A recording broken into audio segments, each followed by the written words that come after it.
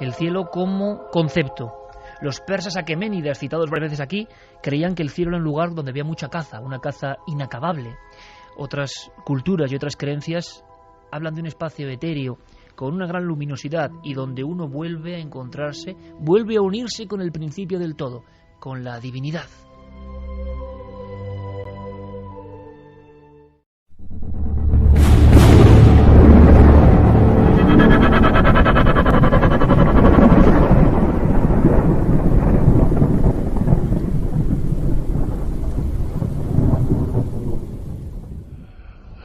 Como decíamos, la ciencia nos ha ido desterrando esa idea del cielo como lugar, más como concepto donde pueden ocurrir cosas increíbles.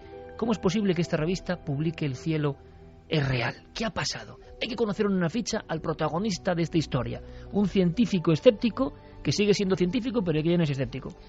Sería imposible comentar todo su currículum, Miquel, porque son más de 15 páginas entre premios que ha obtenido, cursos que ha realizado, charlas que ha dado por todo el mundo. Un neurocientífico de primer nivel mundial. Exactamente. Además viene de familia, porque como bien decía Javier antes, su padre ya era neurocientífico.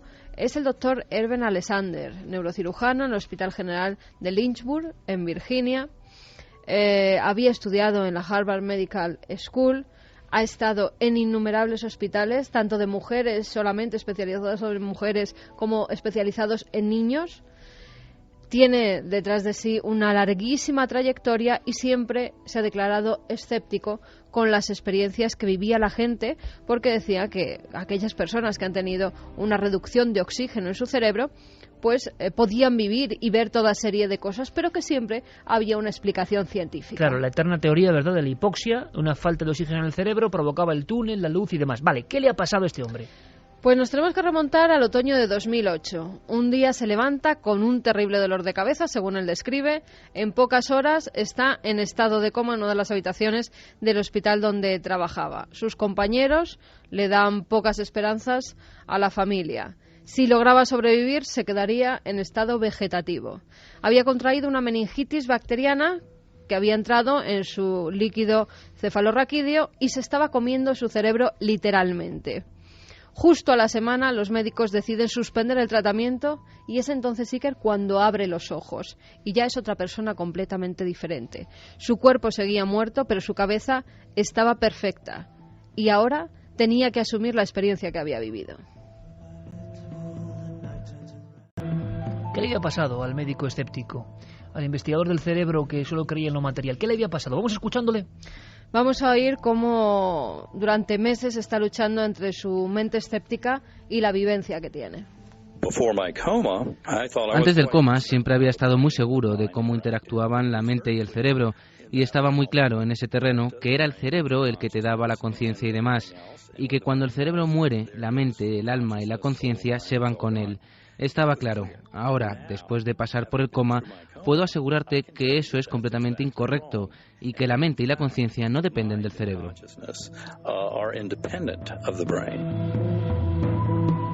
Noel Calero, que nos pone a los geniales Pink Floyd con estas voces que parece que vienen de otro lugar que no es el cerebro. Santiago y Javi han hecho un gesto al escuchar al doctor Alexander, al unísono además, de una gran expresividad, diciendo, caramba, vaya bomba. Vamos a escuchar su historia y ahora opinamos. Y con vuestra opinión también fundamental. Seguimos hurgando, nunca mejor dicho, en la memoria de este científico. Él durante mucho tiempo está pensando en esa experiencia que ha vivido. Recordaba un lugar con muchas nubes, como muy esponjosas, entre blancas y rosáceas. Además, él decía que destacaban sobre un cielo muy azul, un azul intenso, casi negro en ocasiones. Por encima de las nubes, él asegura ver unos seres transparentes y brillantes que dejaban como una especie de estelas detrás de ellos. Asegura que ni las palabras ángeles o pájaros pueden describir la belleza de estos seres. Dice que era diferente a todo lo que había conocido en la Tierra, que eran seres superiores, así los llama él. Recuerda un sonido que desciende de lo alto, no sabe si es emitido por estos seres o viene de otro lugar, pero dice que es glorioso, alegre y también un viento cálido que describe como brisa divina. Vamos a seguir escuchando a este médico, al doctor Eben Alexander, con esta experiencia musical. Entonces apareció una melodía envolvente, una música brillante que empezó a girar frente a mí. Una melodía muy muy bella comparada con el martilleo sordo que había escuchado durante eones. Giró una y otra vez a mi alrededor, iluminándolo todo. Esta es la parte más impactante y difícil de explicar, como si me hubiesen quitado un antifaz y la realidad allí fuese mucho más viva, real, interactiva y fresca que cualquier otra que hubiera conocido en esta existencia terrenal. El doctor está hablando de una experiencia cumbre que él no puede asociar a ninguna de las soluciones habituales que a nivel de catálogo se dan para este tipo de alucinaciones, dirán algunos y demás.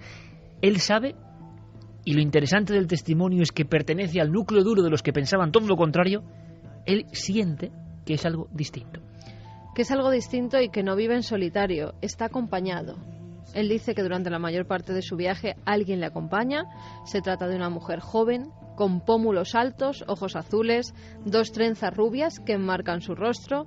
Dice que vestía un traje como si fuera de campesina, en tonos pastel, azules claros, melocotón, que volaban juntos en una especie de superficie que parecía un ala de mariposa y que además estaban rodeados de mariposas continuamente, que era un ser tan hermoso que asegura que solo por ser mirado por ella 5 segundos hubiera valido la pena vivir.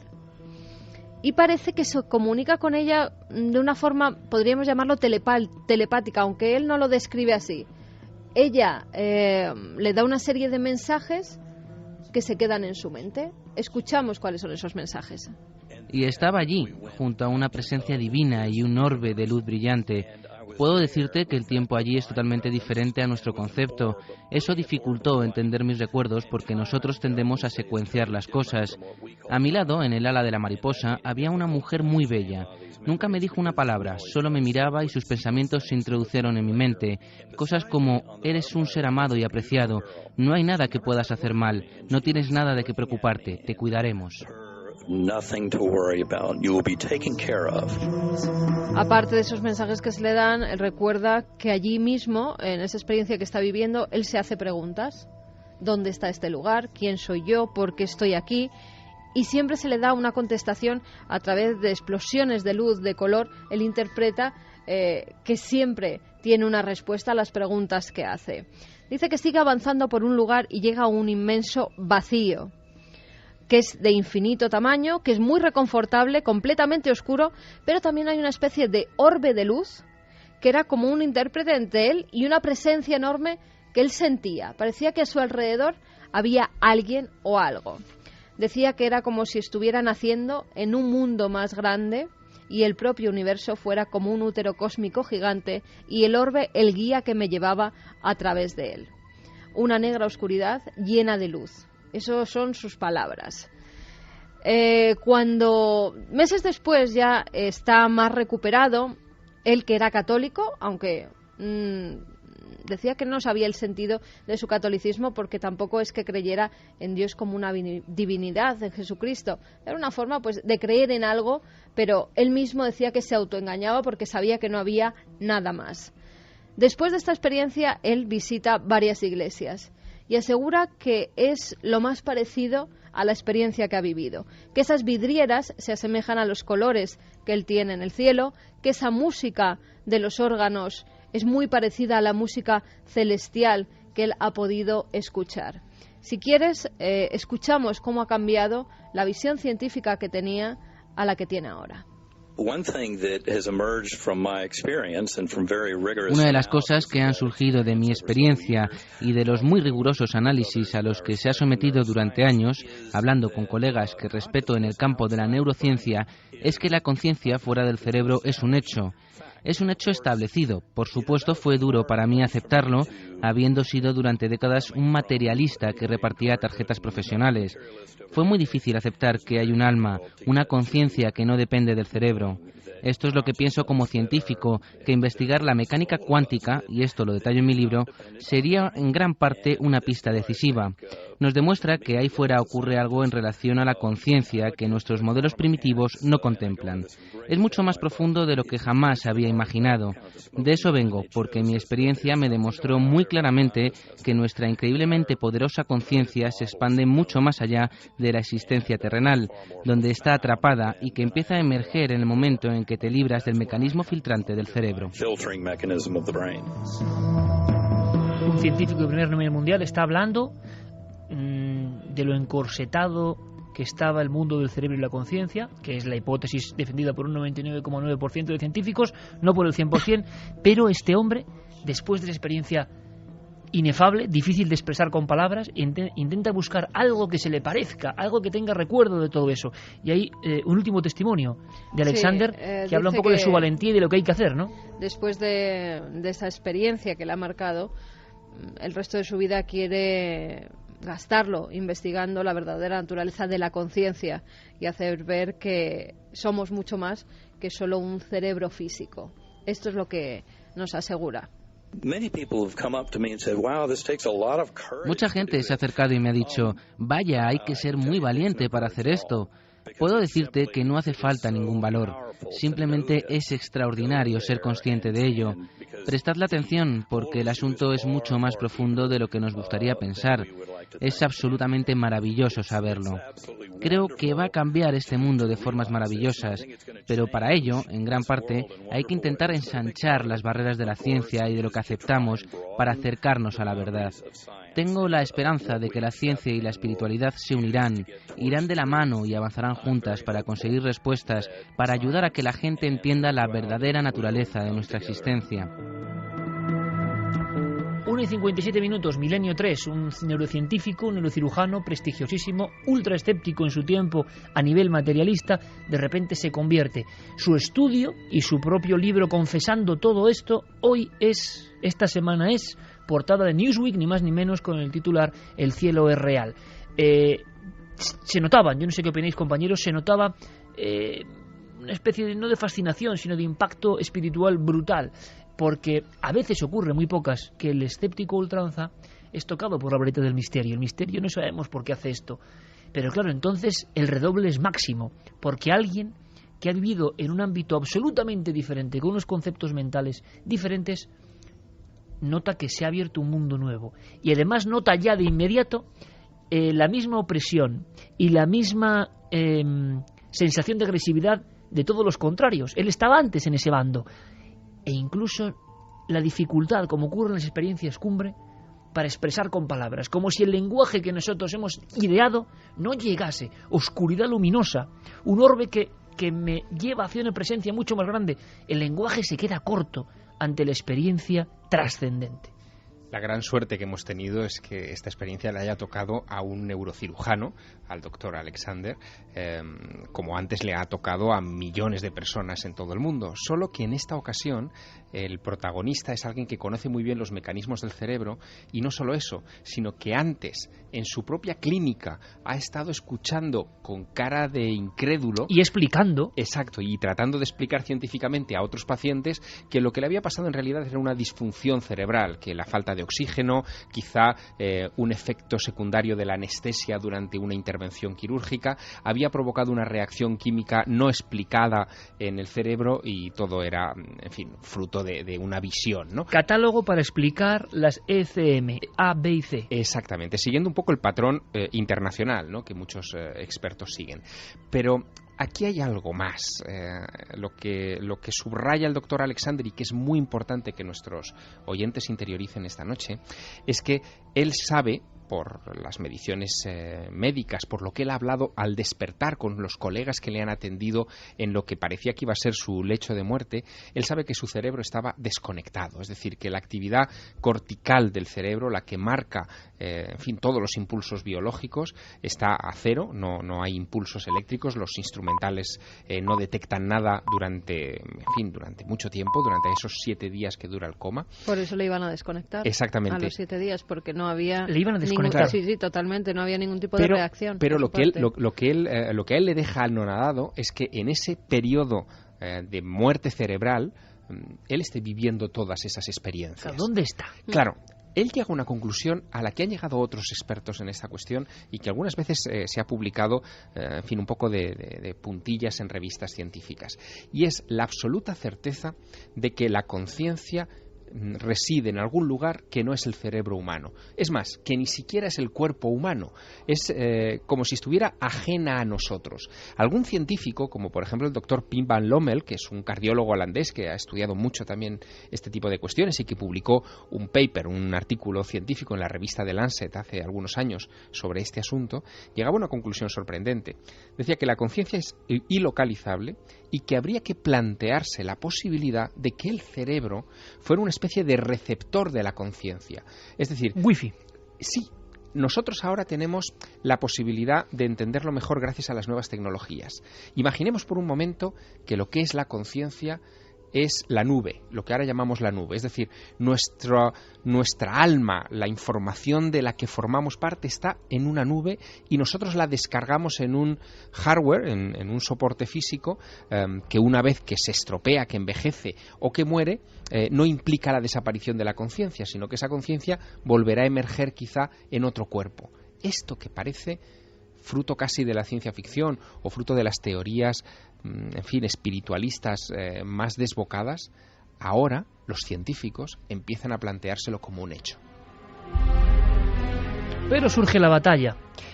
Claro, nos hemos acostumbrado y hemos aceptado a marcha martillo, porque no hay otra forma de hacerlo, que la mente está en el cerebro. Hay incluso importantes libros con esta frase. Cuando uno habla con neurocientíficos de primer nivel, como el doctor Loeches u otros, nadie ha logrado atrapar el pensamiento, la conciencia, la consciencia. Nadie sabe dónde está ni cómo se genera realmente. Sabemos, hablando en grandes rasgos, que el cerebro sí que, a nivel de iluminación, a nivel de visión, por parte de esta tecnología, hace algunas funciones. Ocurren cosas, evidentemente. Pero nadie todavía hoy, esto parece increíble, y pueden decir lo que quieran, nadie, y he leído algunas cosas, ha demostrado qué relación hay entre incluso la química, la biológica y el nacimiento del pensamiento, de las imágenes que nosotros configuramos, de nuestro mundo, vamos a llamarlo espiritual, trascendente, de nuestro pensar en imágenes. ¿Dónde está eso? En la antigüedad se pensaba que era el corazón, el lugar donde residía el espíritu. Se cambió el cerebro, y ese cambio evidentemente debe tener algún elemento mucho más importante, porque ha ido agrandando su presencia, casi nadie lo discute. Pero de pronto, hace 2 años, neurocientíficos de primer nivel como Albanoe sacan un libro tabú que ha tenido problemas de todo tipo, donde se argumentaba lo que acaba de decir Javier Sierra. Ese libro se llama Fuera de la cabeza, y no lo hace un espiritualoide, lo hace un científico de primer nivel, que es honesto para decir, oiga, es que replanteándonos la cuestión, no sabemos qué es el pensamiento, la conciencia, el alma, lo que llamamos alma. No acabamos de saberlo. Hemos interpretado, y hay de quien se salga de la norma, que eso está en nuestra caja craneal. Pero no acabamos de entenderlo. Vemos reacciones, no acabamos de atrapar el pensamiento. Y está habiendo ahora mismo una batalla brutal. Santi, que te veo muy pensativo, ¿cómo interpretas tú, antes de que Javier nos cuente, la batalla online que está ocurriendo ahora mismo? Y es normal, cualquiera que se salga de ese redil va a sufrir palos de todo tipo. Porque tampoco se puede comprobar, hay que decir lo que ellos dicen.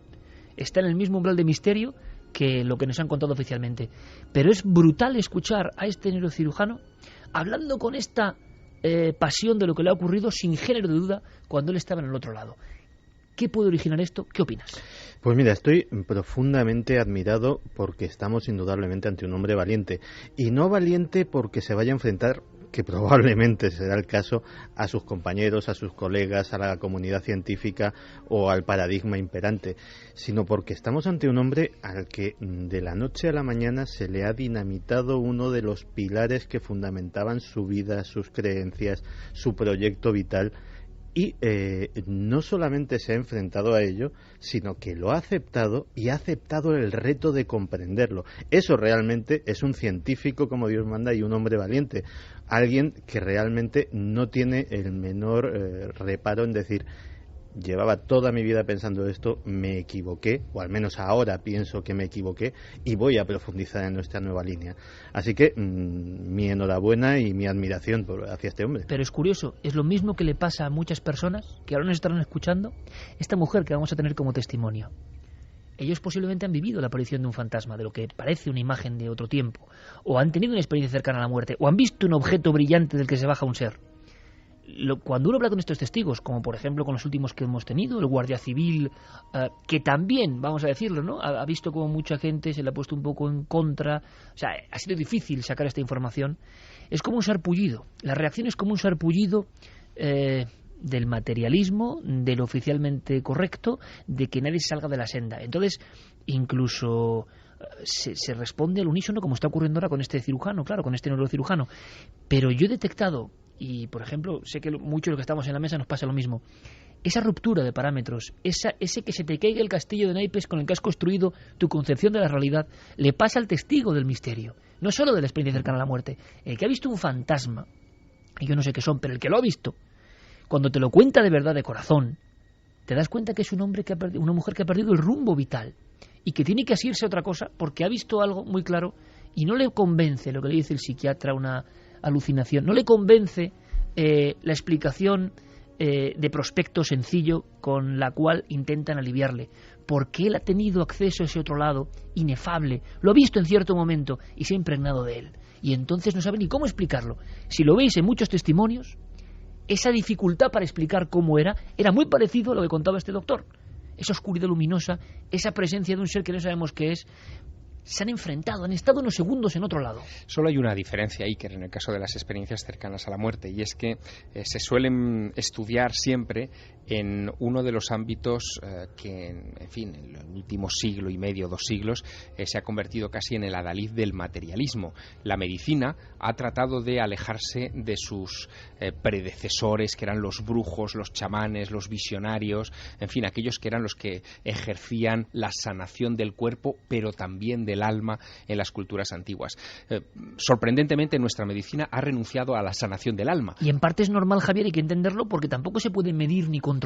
Claro, pero en este caso, que una bomba de relojería de este calibre estalle dentro de un ámbito tan materialista justifica quizá toda esta reacción que se está viviendo en estos momentos. Fíjate, por revisar un poco titulares que en estos momentos se están imprimiendo en las portadas de muchos periódicos del mundo, ¿no? The Globe and the Mail, que es el periódico más importante de Canadá, sacaba hace unos días un titular de portada que decía Heaven or Hallucination, es decir, cielo o alucinación, en referencia a este asunto. O el Daily Mail, periódico importantísimo en el Reino Unido, se preguntaba en grandes letras de molde, ¿ha visto realmente este hombre el cielo?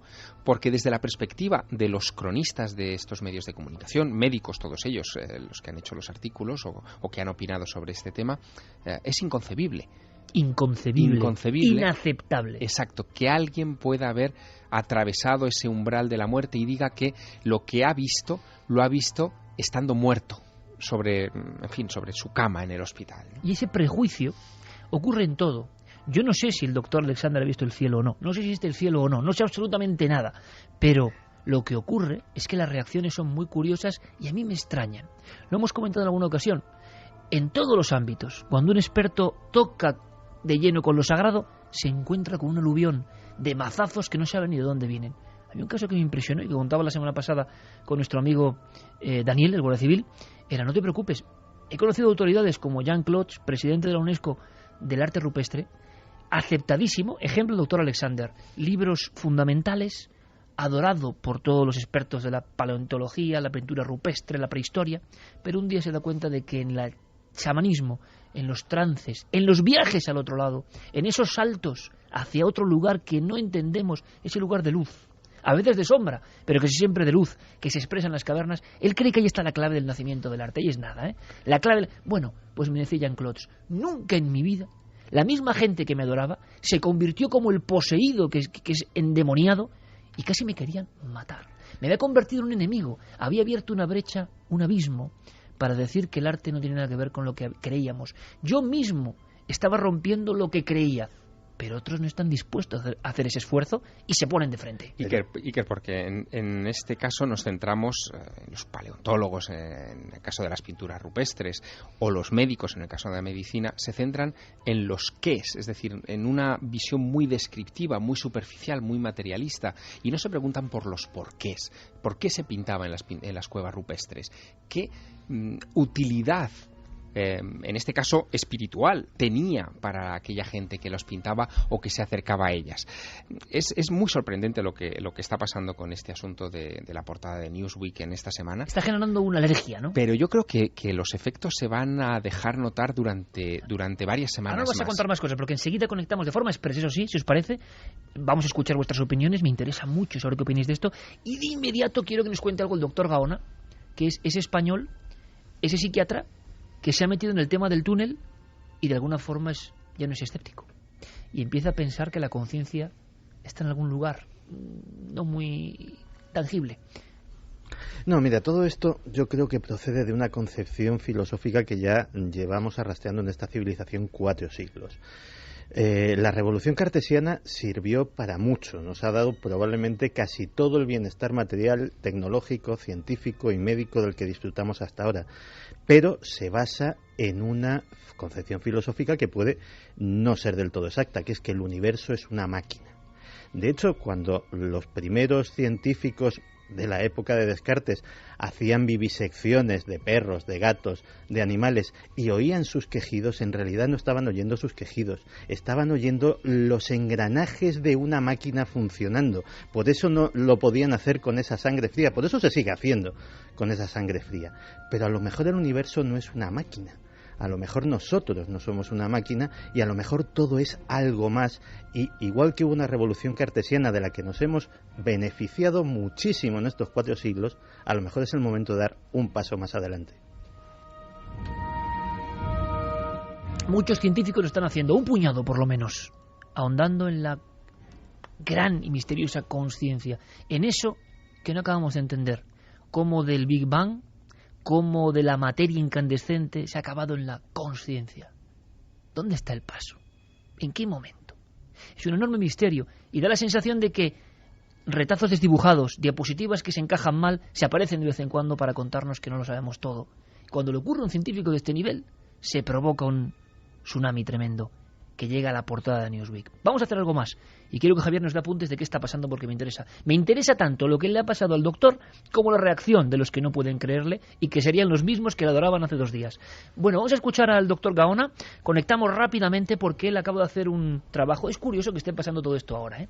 Al otro lado del túnel, un científico, un doctor con un currículum extensísimo que se pone a investigar siendo escéptico para ver si se podía explicar todo eso con la hipoxia, la falta de oxígeno en el cerebro, y resulta que acaba escribiendo sobre sonidos de la muerte, visión de difuntos que vienen ante el moribundo antes de morir, visiones CCM compartidas por difunto o moribundo y persona que le acompañan al hospital, visiones del túnel de la luz de los seres en niños no contaminados culturalmente por este fenómeno.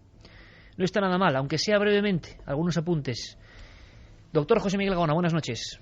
¿Qué tal? Muy buenas noches, Iker. José Miguel, lo más interesante es que tú aportas novedades, es decir, sobre el asunto de las experiencias cercanas a la muerte, sobre todo los fenómenos colaterales o añadidos o concomitantes a este fenómeno que es el gran fenómeno, se ha escrito mucho.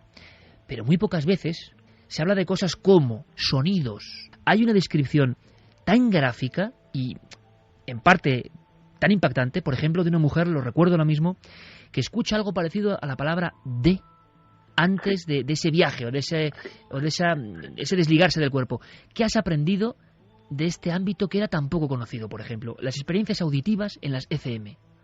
Sí, es algo que prácticamente se suele contar como de pasada, sin embargo es algo muy frecuente. Se escuchan zumbidos o, como bien has dicho, como una letra en un momento dado continuada, clics, siseos, y es muy curioso porque incluso en algunas religiones, por ejemplo, hablan del sonido del alma cuando sale del cuerpo, ¿no?